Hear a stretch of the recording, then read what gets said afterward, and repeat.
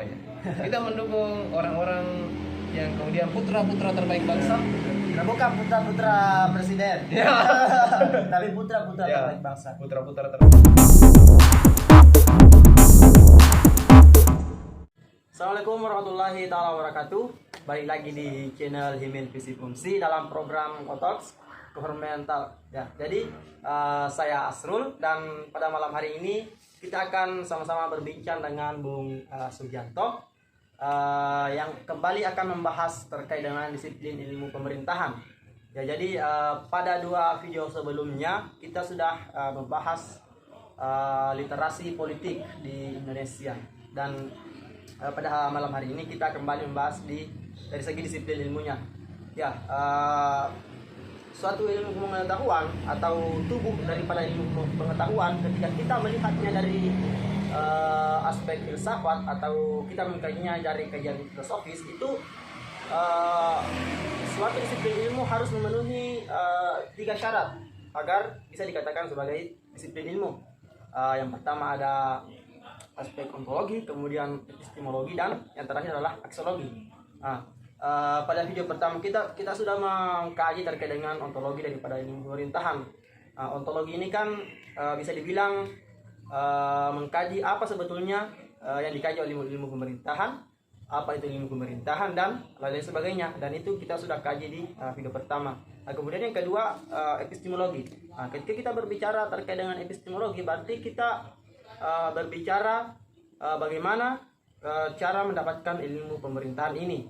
Dan di situ ada beberapa tahapan-tahapannya, kemudian memiliki beberapa pendekatan. Kemudian yang ketiga ada aspek aksiologi atau kita biasa menyebutnya sebagai nilai guna. Nilai guna daripada ilmu pengetahuan atau dalam hal ini yaitu ilmu pemerintahan. Dan pada malam hari ini, di video kali ini kita akan fokus mengkaji terkait dengan aksiologi daripada ilmu pemerintahan. Mungkin kita langsung saja mendengarkan langsung dari Bung Sugianto terkait dengan aksiologi ilmu pemerintahan atau nilai guna daripada ilmu pemerintahan ini. Nah, kira-kira bagaimana, Bung? Ya. Terima kasih, Bung. Ya.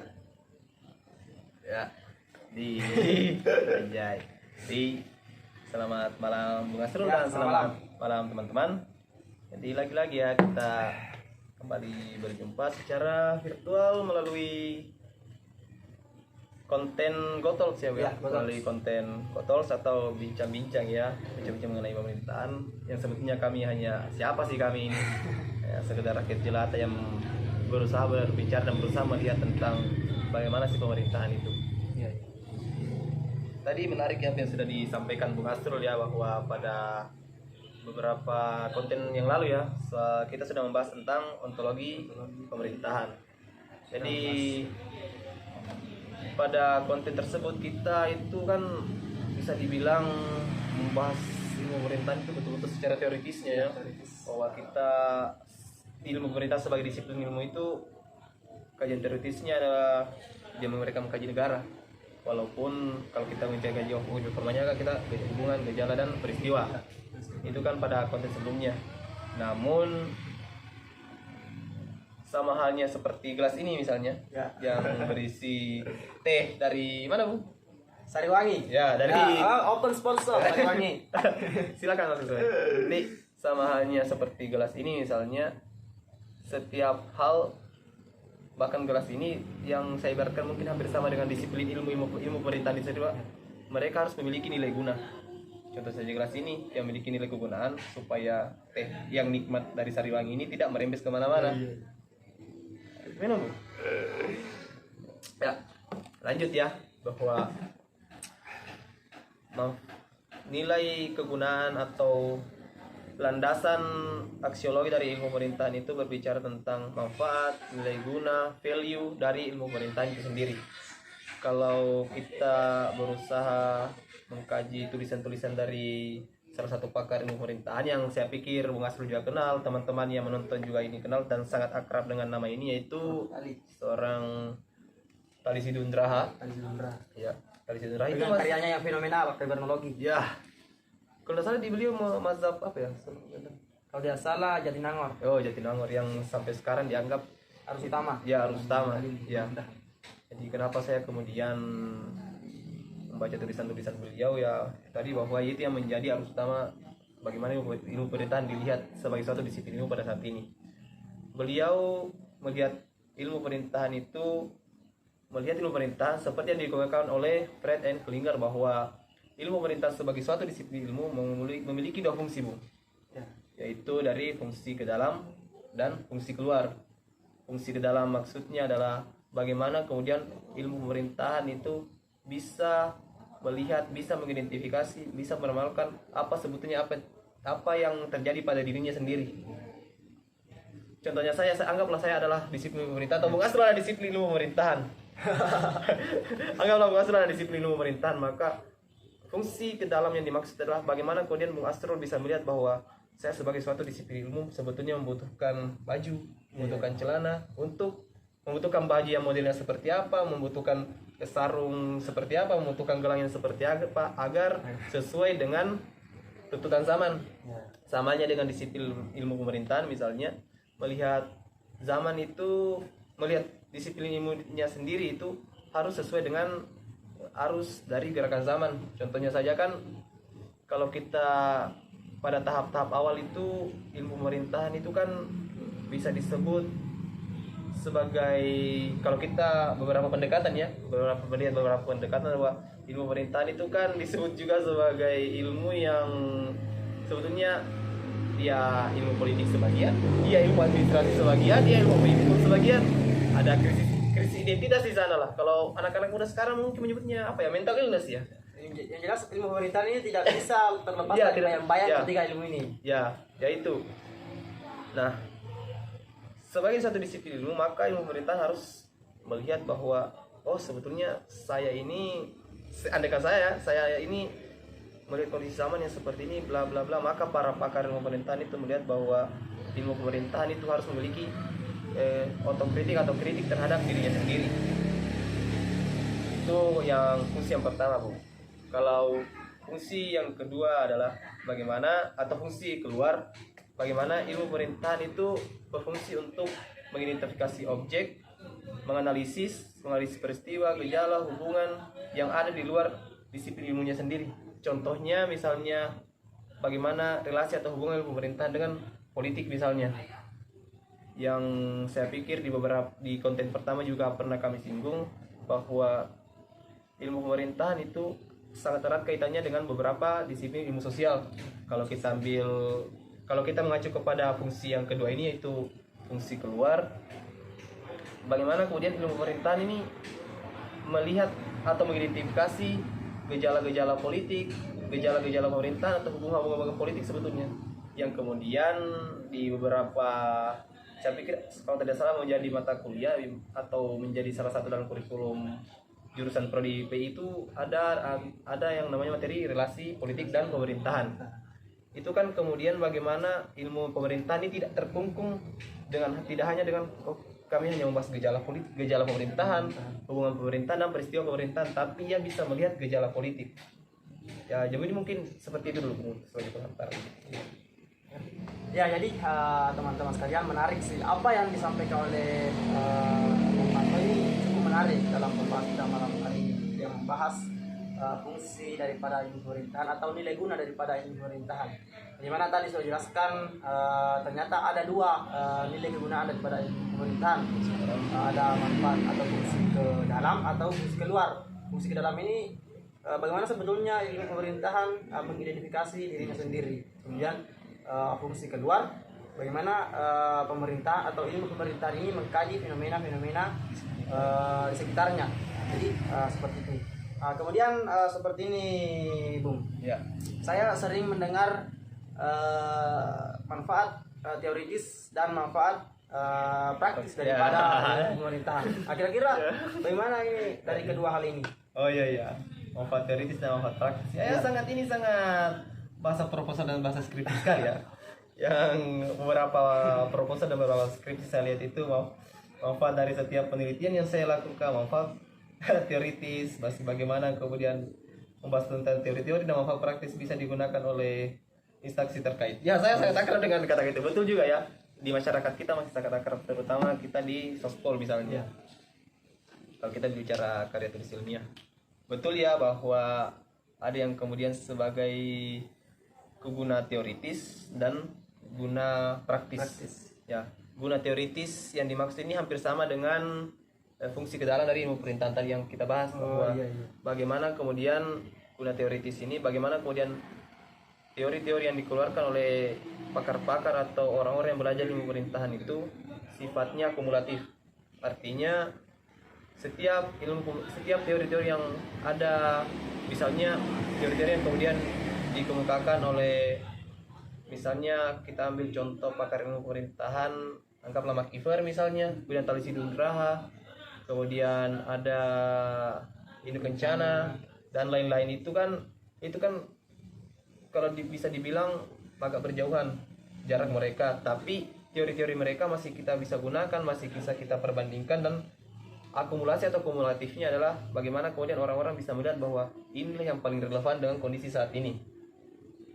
Artinya ilmu pemerintahan tidak berhenti atau tidak jalan di tempat, tidak kemudian ya berhenti bahwa ilmu pemerintahan stuck sampai di sini. Saya pikir ketika ilmu pemerintahan, ketika semua apapun ya berhenti, saya pikir fungsi dialektiknya perlu dipertanyakan. Karena ada proses apa ya istilahnya ya, proses belajar di sana, dan saya pikir ilmu pemerintahan juga harus seperti itu. Nah, itu kan yang disebut sebagai manfaat teoritisnya. Bagaimana kemudian teori-teori yang kita gunakan itu selalu bersifat relevan. Nah, yang selanjutnya adalah fungsi praktis ya. Praktis. Ini yang saya pikir mungkin akan cukup panjang kita bahas ya. Karena kalau tidak salah, kalau tidak salah saya lupa, mungkin bisa teman-teman bisa cek datanya, bahwa masyarakat kita itu sangat suka sekali dengan hal-hal atau praktik yang terjadi di lapangan. Bagaimana? Jadi saya pikir untuk pembahasan fungsi praktis yang saya pikir akan cukup panjang sebentar, dan mungkin kita akan diskusi, Bung.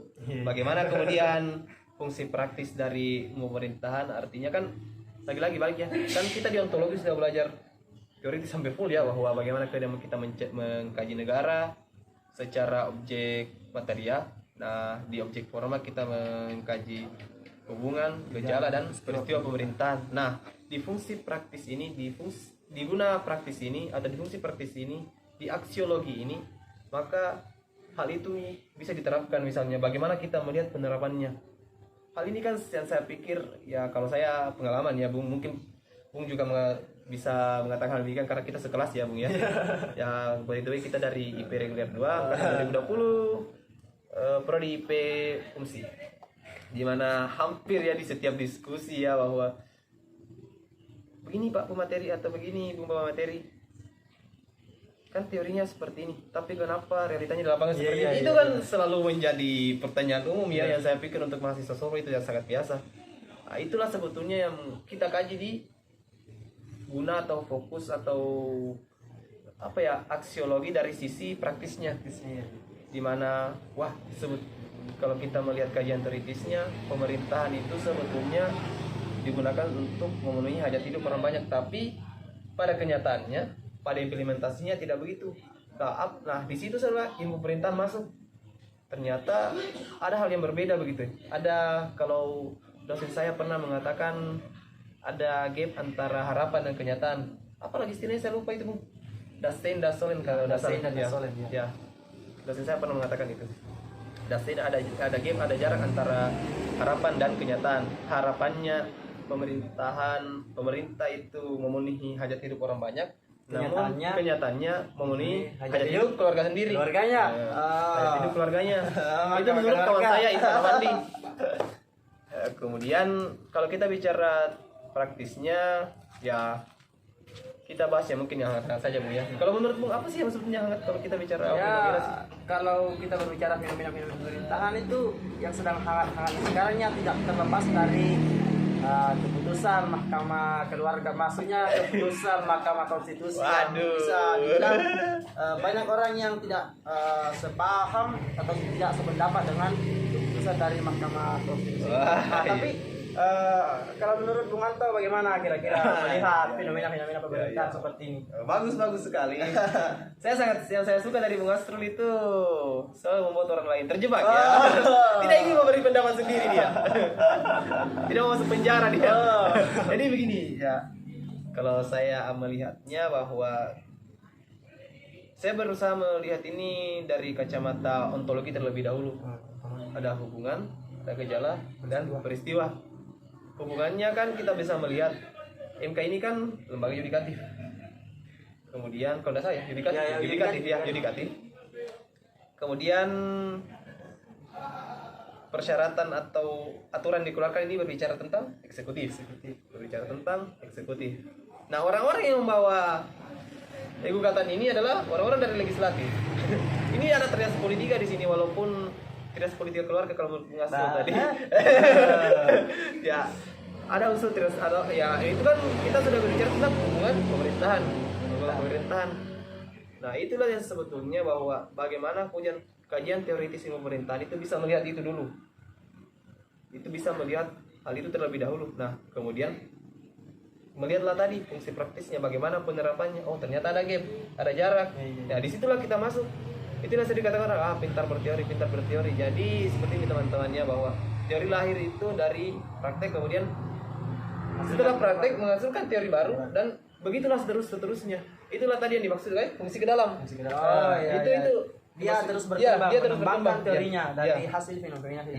Ya betul. Jadi kalau misal pada hari ini ada orang yang berpendapat kemudian bahwa Mahkamah Konstitusi itu atau apapun itu atau ikatan atau hubungan dari tiga lembaga ini tidak ada dengan kemudian memberikan fakta-fakta yang empirik tentang itu, ya bisa saja teori itu dipakai di kemudian hari. Misalnya mengatakan bahwa Mahkamah Konstitusi sebagai mahkamah keluarga misalnya, walaupun kita tidak boleh menghina institusi negara ya, tapi kita hanya sebagai contoh.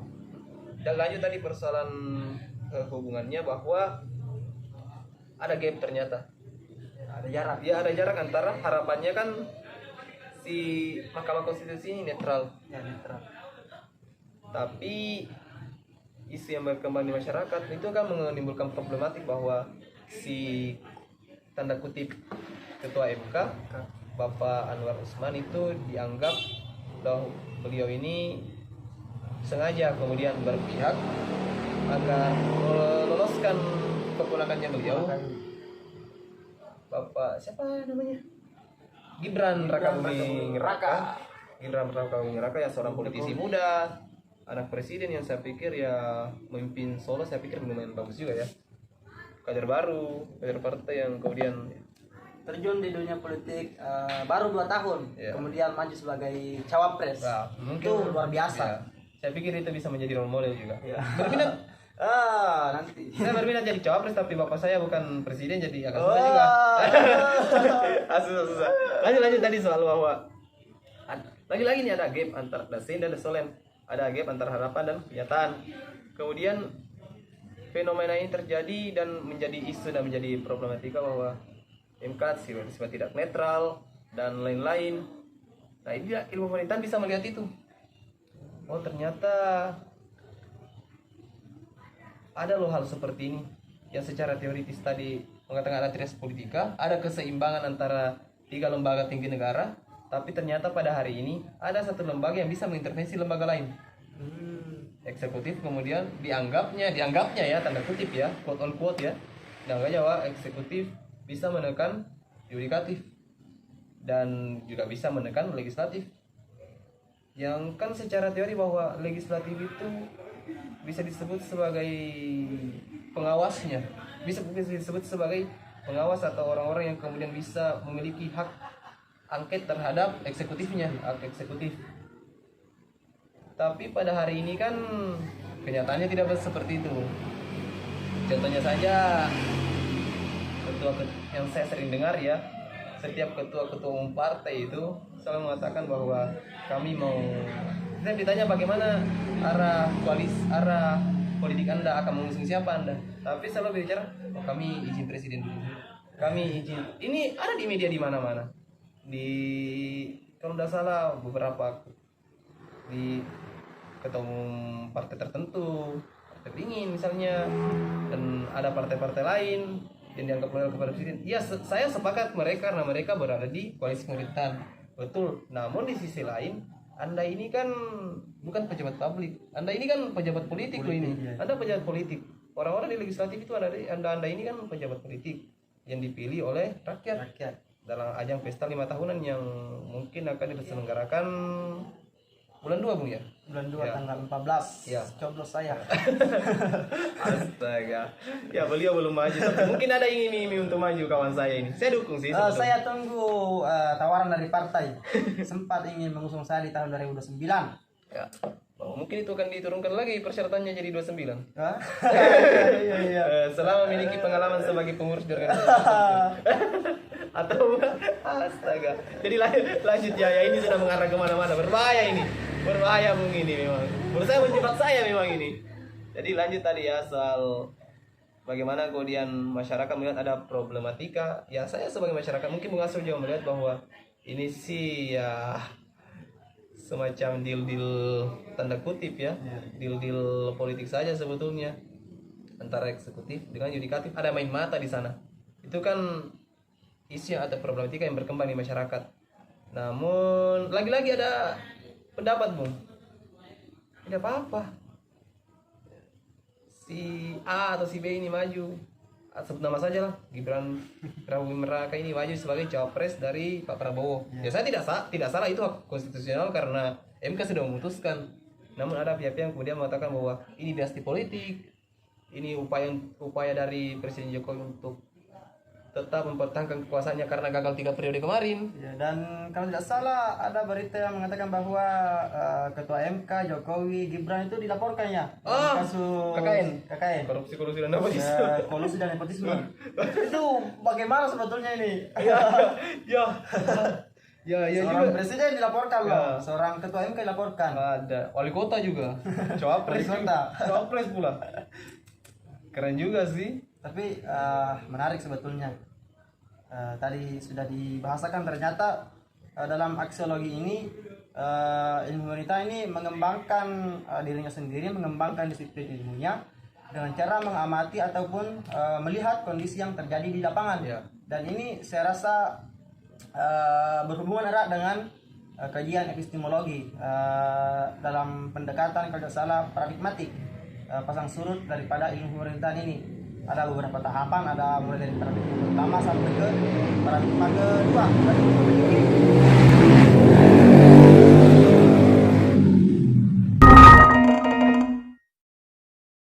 Dan itu memiliki beberapa tahapan, mulai dari anomali, krisis, kemudian revolusi daripada ilmu pemerintahan. Dan mungkin kalau kita melihat fenomena-fenomena yang terjadi di lapangan saat ini, di mana antara teori pemerintahan, anggaplah semisal good governance tidak sesuai dengan yang terjadi di lapangan, dan mungkin itulah yang terjadi krisis daripada ilmu pemerintahan ini. Dan mungkin bisa saja nanti ilmu pemerintahan ini akan mengalami revolusi ilmu pemerintahan, kemudian bukan revolusi mengganti negara, bukan revolusi dalam tubuh ilmu pemerintahan. Body of knowledge, knowledge-nya kemudian dia memasuki tahapan yang baru lagi, dia berubah teori lagi. Kan sebelumnya mulai dari awal terbentuknya ilmu pemerintahan, ada orang yang mengatakan ketika lahirnya ilmu pemerintahan di tangannya Van Folge, mengatakan bahwa ilmunya manusia. Kemudian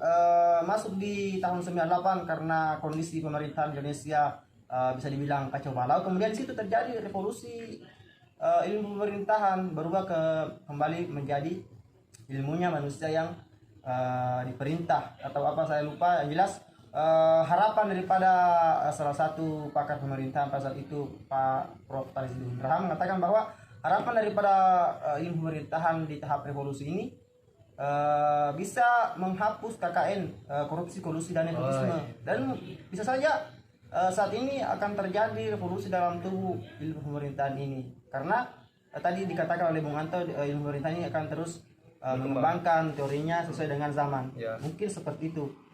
Kalau menurut Bung Anto bagaimana? Iya. Ini masuk kajian episode tadi. Betul ya? Ya. Mungkin akan kita bahas di pertemuan selanjutnya. Ya, betul itu ya. Tadi yang soal misalnya tadi saya tertarik dengan revolusi sebetulnya. Tapi ini yang menjadi saya bahwa kata revolusi itu akan dianggap sebagai kata yang terlalu kiri atau Iya, saya iya. pikir tidak begitu ya, karena ada yang namanya pahlawan revolusi teman-teman yang kita peringati sebagai sekitar setiap tanggal 1 Juni hari kesaktian Pancasila untuk mengenang para pahlawan revolusi. Jadi jangan kemudian ada semacam penghakiman terhadap kata-kata tertentu yang dianggap wah ini terlalu kiri, ini melawan, ini makar, ini tidak ya teman-temannya. Kalau mekar mungkin ya. Ya, revolusi itu kalau dalam ilmu pengetahuan berarti perubahan dalam tubuh ilmu Iya. pengetahuan, bukan revolusi. Iya, perubahan cepat ya, perubahan cepat ya. Tadi soal misalnya menarik tadi soal yang apa tadi saya lupa yang persoalan KKN ya, soal KKN. KKN misalnya. Itu kan yang dikatakan oleh Prof tadi situ bahwa harapan dari adanya revolusi Pemerintahan baru ini bisa menghilangkan Ya. korupsi dan nepotisme. Tapi lagi-lagi yang terjadi Ya. sekarang kita bisa Ya, lihat betul, sendiri saya, lah. menarik. Saya pernah melihat di tayangan TV One Indonesia Lions Club beberapa itu kalau tidak salah sudah beberapa tahun yang lalu. Siapa menit nih? 26. Hah? Ya, terakhir. Wah, beberapa tahun yang lalu ya, yang kemudian menjadi cawapres pada hari ini, Bapak Mahfud MD. Ya, Bapak Mahfud MD mengatakan bahwa dalam forum itu ya mengatakan bahwa sebelum era reformasi itu yang melakukan KKN itu Golkar aja.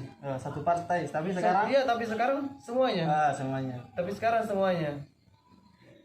Saking apa ya, mau mengatakan bobrok juga agak bagaimana, mau mengatakan sempurna juga agak bagaimana, agak bingung sebetulnya. Betul yang kata Aldi Tahir ya. Bingung. Kita semua bingung karena kita masih di dunia. Kecuali kita sudah di surga. Ini for Aldi Tahir. Jadi begini ya, maksudnya adalah bagaimana kemudian ini selalu saya menjadi perdebatan para elit politik bahwa yang selalu menjadi persoalan adalah kita reformasi tapi setengah-setengah karena ya ada kebebasan tapi kebebasan ini kemudian menjadi barang liar karena oke, kita bebasnya ada yang buat partai bla bla bla tapi partainya kemudian dalam tanda kutip bagaimana menyebutnya, ada yang mengatakan mungkin ada pandangan partai-partai ini tidak jelas karena mungkin karena partai ini kan perwakilan masyarakat yang memiliki ideologi, dalam arti ideologi yang dimaksudkan adalah mungkin nasionalis, ada yang religius, walaupun kalau kita melihat setiap capres dan cawapres nasionalis religius semua saya lihat kita dukung semuanya. Kita mendukung orang-orang yang kemudian putra-putra terbaik bangsa. Bukan putra-putra presiden. Tapi putra-putra terbaik bangsa. Putra-putra terbaik bangsa, 6 orang yang kemudian akan bertarung pada tapi belum penetapan Bung ya. Belum penetapan. Saya pikir di bulan 11 nanti baru penetapan. Ini kan baru pendaftaran dan penetapan di bulan 11 dan akan dipilih di bulan Februari nanti. Yang putra-putra terbaik bangsa. Yang ya rekan dulu. Ya saya pikir itu ya teman-teman ya. Untuk hari ini masih banyak sebetulnya yang kita bahas tapi mungkin di part-part selanjutnya karena durasi juga sudah mau hujan teman-teman, walaupun kemarin tapi sepertinya mau hujan. Berkah. Ya, hujan kemenangan yang sudah jelas. Ya silakan. Ya jadi menarik sebetulnya pembahasan kita di video kali ini. Tetapi karena waktu juga sudah mau azan subuh. Ya Bung. Ya, jadi mungkin kita akhiri pembahasan kita malam hari ini terkait dengan aksiologi ataupun nilai guna daripada ilmu pemerintahan ini. Ya, jadi harapan kita bersama semoga ilmu pemerintahan ini bisa memberikan manfaat terhadap hidup orang banyak, bukan hanya mengembangkan terus teorinya tanpa ada manfaat dan kepada masyarakat luas. Ya, jadi mungkin itu saja. Terima kasih. Assalamualaikum warahmatullahi wabarakatuh. Waalaikumsalam. Ditunggu.